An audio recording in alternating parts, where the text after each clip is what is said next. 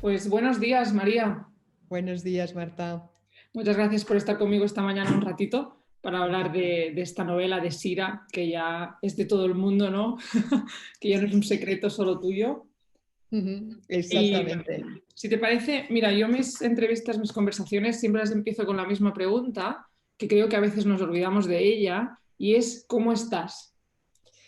Pues bueno, me alegro mucho de que me lo preguntes, es cierto, porque ya vamos tan precipitados que pocas veces nos paramos a preguntar esas cosas tan personales, tan breves, pero tan de agradecer.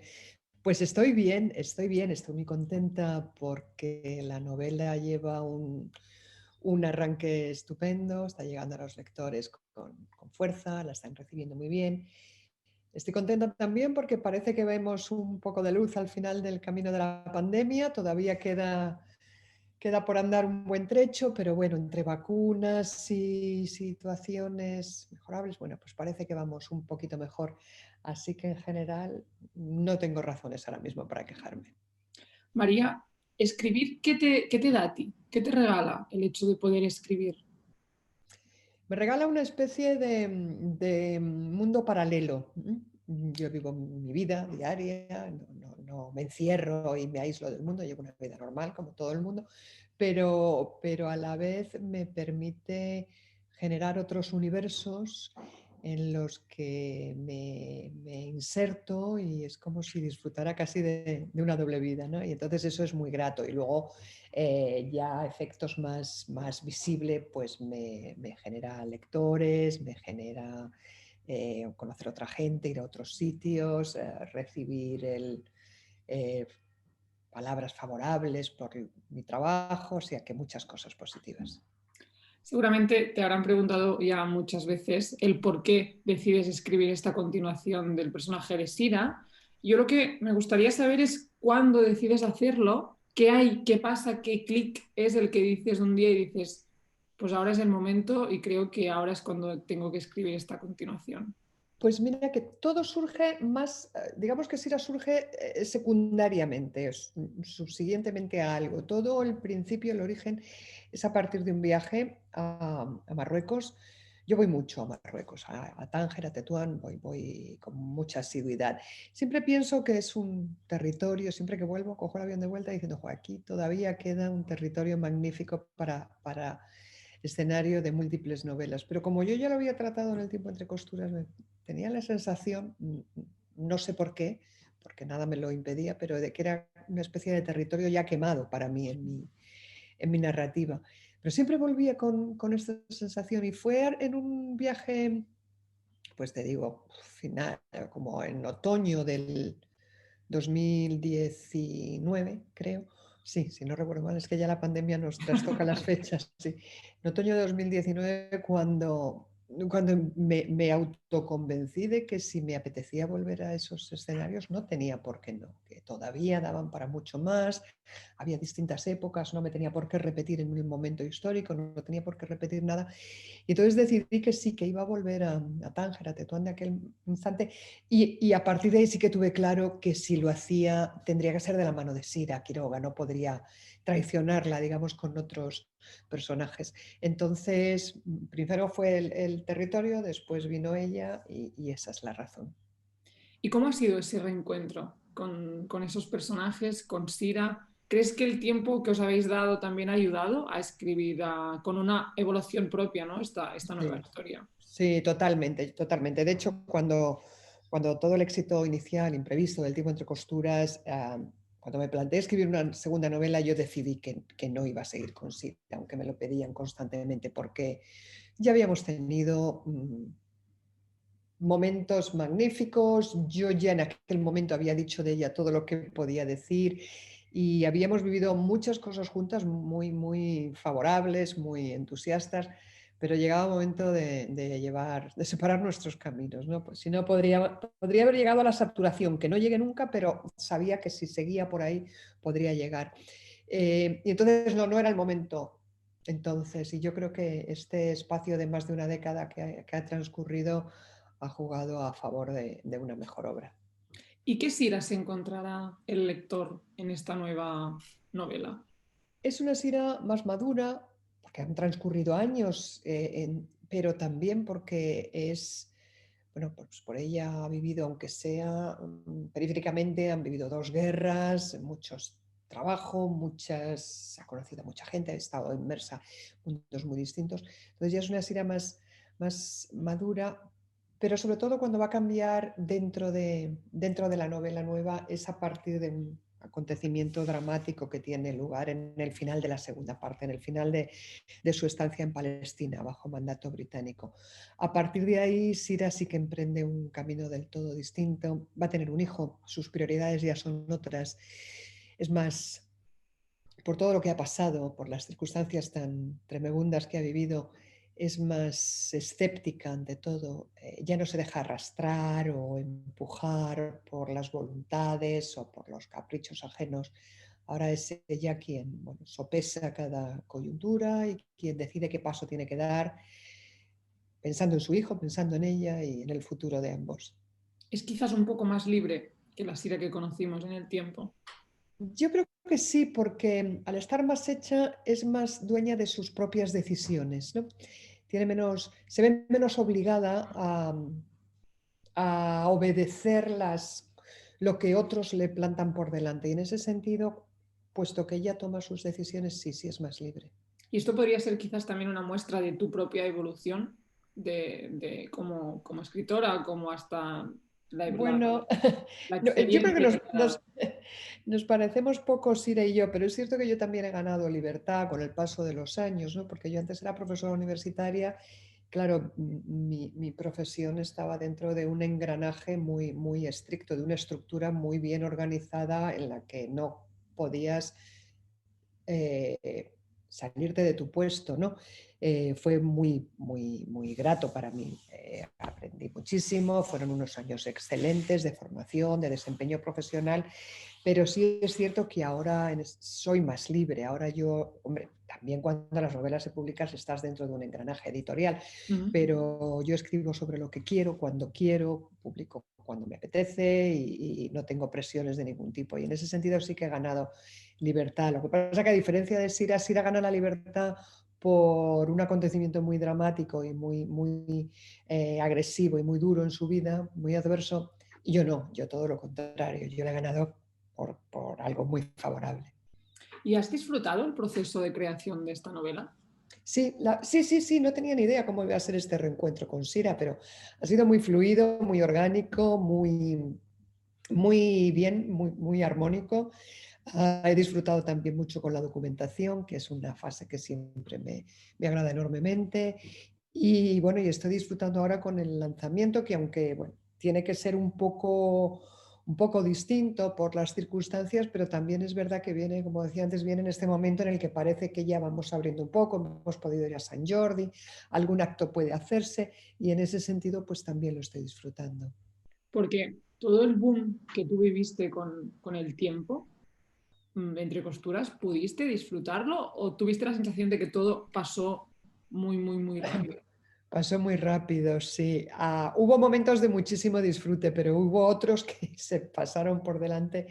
El primer año, sobre todo, desde la publicación, cuando empezó la novela a crecer en España, edición tras edición, y yo seguía todavía en la universidad con mis clases, con mis proyectos, con mi vida de siempre, aquel año fue el más duro, ¿no? Porque no, claro, tenía que desdoblarme en dos y resultaba imposible. Y bueno, en fin, yo tiendo a ser una persona bastante responsable y no quería dejar de lado, ni quería, ni podía, ni debía dejar de lado ninguna de las dos facetas, ¿no? Y entonces ese año fue duro, pasó todo casi volando. A partir de ahí, una vez que se cumplió aquel primer año, ya fue todo un poco más sosegado. Pero sí, hubo momentos magníficos y hubo momentos que me dieron ganas de saltar por una ventana. Me hablabas de ese proceso de documentación. ¿Cómo ha sido? Porque hablas de determinadas zonas, procesos, tiempos, Sí. personalidades reales, ¿no? Porque sí que es verdad que es ficción, pero la realidad va muy de la mano también, ¿no? Sí, sí, bueno, yo me documento mucho siempre porque además es, como te he dicho, es algo que disfruto y ahí me sale también mi vena académica, ¿no? De tantos años de universidad que entonces me documento casi más de la cuenta, o sea que para las novelas quizá no necesitaría tanto, pero mi propia curiosidad me lleva a indagar más a fondo y a verlo todo desde distintos flancos y entonces recurro a todo tipo de opciones, ¿no? Empiezo pues, con cosas más sólidas, más académicas, más trabajos de, digamos, especialistas en las materias, en los momentos. Después utilizo también mucha prensa de la época, muchísima, ahora con... Soy muy ratón de hemeroteca, tanto de las reales como de las digitales. Utilizo material gráfico, que ahora ya como estamos en el año 46, 47, sí que hay mucho, pues hay noticieros y hay mucha fotografía. Utilizo mapas, utilizo planos para reconstruir mentalmente cómo fueron las ciudades entonces, que ahora están cambiadísimas. Y en fin, voy haciendo todo tipo de excavaciones, perdón, para conseguir ir sacando adelante mis proyectos. ¿Y cómo decidiste las zonas en las que se iba a mover esta historia? Porque la novela está partida en partes, ¿no? Y cada parte es un lugar distinto. ¿Cómo Sí. decides ubicar esta historia en... Bueno, unas cosas me llevan a otras. No, no tuve desde el principio, venga, voy a establecer cuatro cosas. A mí me interesaba explorar cómo queda el mundo después de la Segunda Guerra Mundial, ¿no? Que, bueno, Ujú. ha llegado la paz, pero no ha llegado la armonía. Europa tiene que reconstruirse, hace un enorme esfuerzo. España vive esa posguerra nuestra tan prolongada y tan tremebunda, y entonces me interesaban esos dos espacios como punto de partida. Después me interesaban también sitios a donde no ha llegado la paz, no todo lo contrario, por ejemplo, Palestina bajo el mandato británico. Me interesa mucho todo digamos, lo que anticipa, disculpa, lo que anticipa ya el final del colonialismo, el final del Imperio Británico en Palestina, después vendrá en la India, pero Palestina es más inmediato y me interesaba también explorar cómo evolucionaba esa dimensión y me interesaba también volver a Tánger y al protectorado, que era, digamos, el principio de mi idea, pero que al final lo encajo en la última parte de la novela. Todo es un ejercicio de mucha reflexión, de ir sopesando muchas cosas. No es, ay, qué bonito, se me acaba de ocurrir esto, ¿no?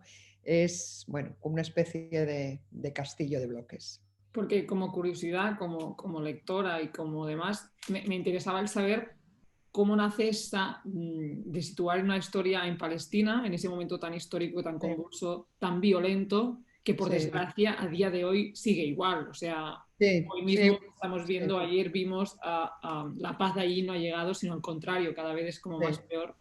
Y es como que a veces tendemos a normalizar, que no me gusta esa Ujú. palabra, pero que ya no nos impacta a veces hasta lo que vemos, Sí, ¿no? exactamente. Y me interesaba además mucho la época porque ahora el conflicto es bipolar Sí. entre árabes y judíos, pero entonces era triangular Ujú. y los británicos quizá fuesen el punto, el vértice más complejo, ¿no? Porque ellos tenían allí el mandato británico y eran la autoridad civil y militar del momento, ¿no? Y entonces me interesaba esto y además instrumentalmente me era muy útil porque yo tenía que desplazar a Marcus, tenía que darle es que no quiero hacer más No, no, sí, spoilers, sí. había que darle un final digno y porque, bueno, eso sí tenía claro que Sira debe prolongar su camino ya sola, ¿no? Y entonces, bueno, pues por una serie de decisiones al final opté por Jerusalén. En esta novela también hablas de la importancia de los medios de comunicación en la Ujú. época, algo que a día de hoy sigue siendo importante, porque esto nos permite, ¿no?, conocer la realidad que sucede en otras ciudades aparte de la Sí. nuestra. ¿Pero crees que somos realmente conscientes de todo esto? Bueno, yo creo que sí, ahora ya sí somos conscientes más o menos de cómo son las cosas. Quizá en aquellos años todavía había algo más de candor, no lo sé, por ejemplo, no sé, todos los servicios internacionales de la BBC, bueno, querían informar, querían entretener, pero tenían también un fin propagandístico muy fuerte. ¿Hasta qué punto eso lo percibían los oyentes? No lo sé, probablemente algunos sí y muchos otros no, ¿no? Ujú. Entonces, en ese sentido, quizá era más inocente, ¿no? Las audiencias de antes. Ahora yo creo que ya estamos más maleados, ¿no? Y ya nos enteramos de todo antes de tiempo. Además, según he podido leer, los lugares y lo que vive Sira en las partes también es un paralelismo con la situación que ella vive, ¿no? Emocional. Ujú.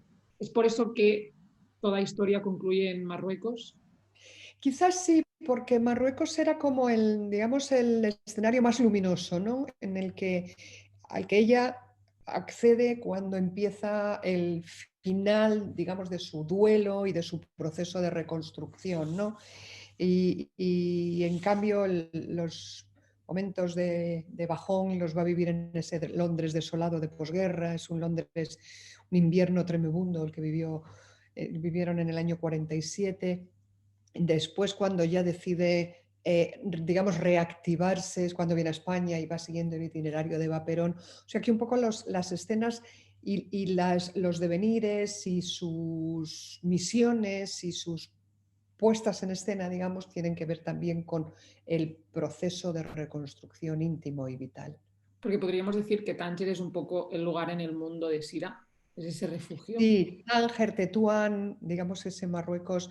Sí, porque de hecho cuando ella llega a Madrid antes, que es su ciudad, pues ella ha vivido tanto en Madrid, vivió con Marcus, vivió trabajando para los ingleses, colaborando, que no acaba de sentirse cómoda del todo. Ella añora volver a Marruecos siempre.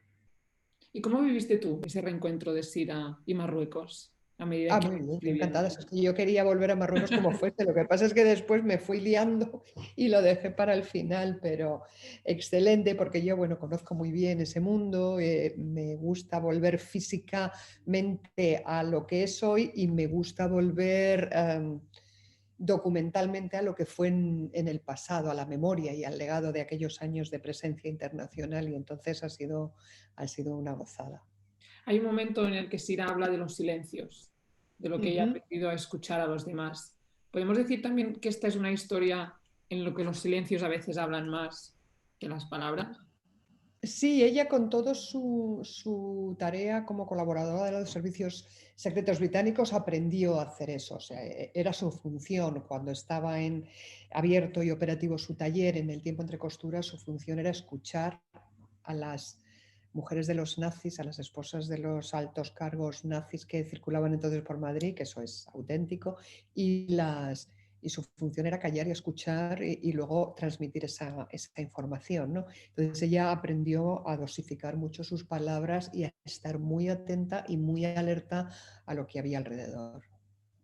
Y podríamos decir que la amistad vuelve a ser una protagonista más de esta historia, ¿no? Es la lealtad de los amigos, Sí, en la sí, que Sira siempre ha encontrado un poco su segunda familia, ¿no? sí, Su sí. casa, sus amigos. Exactamente. No, ella busca a Rosalinda Fox, que fue su gran amiga en El tiempo entre costuras, no la logra encontrar, pero sí que hay otros personajes que suplen con holgura esas ausencias, ¿no? Ella se hará amiga de una periodista canadiense en Jerusalén, de Frank Nash, se hará amiga de Nick Salter, que es una amistad que luego deriva en otra cosa. Se hará relativamente amiga de Diego Tobar, que es un alto cargo franquista con el que hay una ligera atracción que después no cuaja. Sí, va teniendo distintos amigos en distintos momentos con distintos grados de intimidad y de profundidad, pero sí, la amistad está presente a lo largo de toda la novela. Oye, María, ¿y Sira a qué le tiene miedo? Pues Sira en principio tenía muchísimos miedos, tenía miedo a todo, porque bueno, ella digamos que es un canalla, se cruzó en su vida al principio del tiempo entre costuras y la desarraigó por completo y desde allí tuvo que arrancar ella de cero, teniéndole miedo a todo. Ella no es valiente de nacimiento, ni tiene grandes aspiraciones, ni ambiciones, ni grandes proyectos vitales. Y tenía miedo a todo lo que se le cruzaba por delante casi. Lo que pasa es que después va sacando coraje y va sacando valentía según se lo va exigiendo la coyuntura, ¿no? Pero en el fondo ella, el tiempo entre costuras lo acabó también con miedos. Aquí, una vez que pasa lo más dramático, que es el final de la primera parte con el atentado al Hotel King David de Jerusalén, al Hotel Rey David, pues ya digamos que sus miedos son más fríos, ya es más analítica con sus miedos, ¿no? No es tan apasionada ni tan orgánica en los miedos. Ahora tiene miedos y los analiza y los intenta corregir a fuerza de usar su cabeza, pero sí, sigue teniendo miedos y sobre todo ahora en Sira tiene miedo a lo que le puede pasar a su hijo, sobre todo, ¿no? Por sí misma quizá tenga menos, pero por su responsabilidad como madre y por velar por el pequeño Víctor, tiene sus miedos muy claros también. ¿Su hijo es su mayor debilidad y a la vez su gran fortaleza? Sí, las dos cosas. Por un lado lo haría todo por él, porque es ya casi lo único que tiene, y luego su gran fortaleza porque verdaderamente digamos que le inyecta energía, ¿no? Para seguir hacia adelante y no aplatanarse y no dejarse vencer. ¿Y es feliz, Sira? ¿Tú crees que al final aprende a serlo? Sí, yo creo que va ganando una felicidad relativa, como la de todos, no es una felicidad de dar saltos, pero yo creo que va ganando sosiego, se va recuperando de sus heridas y va encontrando su sitio en el mundo y eso, bueno, la proyecta hacia una relativa felicidad. ¿Y cómo fue ese momento en el que llegó a tus manos el primer ejemplar de esa nueva novela, en la que ya sabes que no se puede modificar nada más, porque los que Sí, escribimos a veces tendemos a ir sí, sí, sí. modificando y corrigiendo? Pues muy emotivo, muy emotivo. Además no lo esperaba, me llamaron de mis editores, me dijeron, oye, vas a recibir un paquete de la editorial, algo, pero bueno, estoy recibiendo cosas constantemente, no sabía qué era exactamente. Y entonces me llegó el libro y fue una enorme felicidad. Y antes me hablabas de San Jordi, que este año fue un poco raro, un poco especial a la vez. Sí. ¿Cómo lo viviste? Muy bien, la verdad es que fue una alegría porque íbamos con la incertidumbre de qué iba a pasar, de cómo se iba a desarrollar todo, con muchas medidas de seguridad, con mucha cautela y al final pues fue excelente. La organización fue fantástica, por los libreros todos lo tenían preparadísimo, los lectores se portaron de miedo, todo el mundo con muchísimo cuidado, con mucha cautela, estuvimos muy a gusto y me agradó muchísimo por el día en sí y también por lo que significa, ¿no? Que el año pasado se perdió íntegro, este año no se sabía y al final fue un gran San Jordi para todos, en ventas, para los libreros fue magnífico, para la gente que volvió a la normalidad, para nosotros los escritores, así que fue una experiencia excelente. Para ir terminando, María, recientemente hemos podido ver La Templanza, convertida en imágenes también, como ya pasó con El tiempo entre costuras. ¿Te gustaría que pasara lo mismo con Sira? ¿Te gustaría ver esta continuación convertida en imagen? Sí. Bueno, yo supongo que pasará, hay ganas alrededor y bueno, yo no tengo mucha prisa, pero ya hay ganas. Y sí, después del tiempo entre costuras, pues sí, bueno, y de mis otras novelas, La Templanza, como has dicho, ya Mm. está estrenada, Las hijas del capitán está en fase de guión, o sea que es muy buen momento para el traslado de literatura audiovisual, no solo en mi caso, muchos otros autores, y en ese sentido, sí, llegará Sira. No sé cuándo todavía, pero llegará también. Oye, ¿y si ahora apareciese Sira aquí y se sentara con nosotras? ¿Qué te gustaría decirle? Nada, nos tomaríamos un café tranquilamente, charlaríamos de cualquier cosa, porque ya es que nos lo conocemos todo, no nos tenemos que hacer grandes decisiones. No sé, me enseñaría el sombrero nuevo que se ha comprado, o yo le diría cuándo voy a volver a Tánger, en cuanto pueda. Charlaríamos de cosas triviales, no creas que entraríamos en grandes cosas profundas. Y ahora sí, para terminar, ¿qué te gustaría guardar en esta conversación que hemos creado tú y yo hoy? ¿Qué mensaje quieres guardar aquí para que dentro de un tiempo, cuando nos volvamos a encontrar, que ojalá ya sea en persona, Ojalá. te recuerde yo? Pues el mensaje creo que lo he repetido varias veces, de vuelta a la normalidad de las manos de los libros, ¿no? De que vamos dejando atrás la pandemia, de que ha sido un sufrimiento enorme para el mundo entero en distintos grados, pues, circunstancias familiares y personales, claro está, pero ha sido un sufrimiento espantoso y cuando nos veamos cara a cara con el siguiente libro, pues ya no tendremos mascarilla, no tendremos pantalla, no tendremos geles y entonces será una enorme alegría. Pues María, ha sido un placer enorme poder conversar contigo. Igualmente, muchísimas Conocer gracias a un poco ti. más. Y, sí, muchas gracias. Y bueno, seguro que de aquí a la próxima nos vemos en las caras. A ver Seguro. si es con Sira de por medio, así como es. Exacto. Muchas Muy gracias, bien, María. muchísimas gracias. Una vez.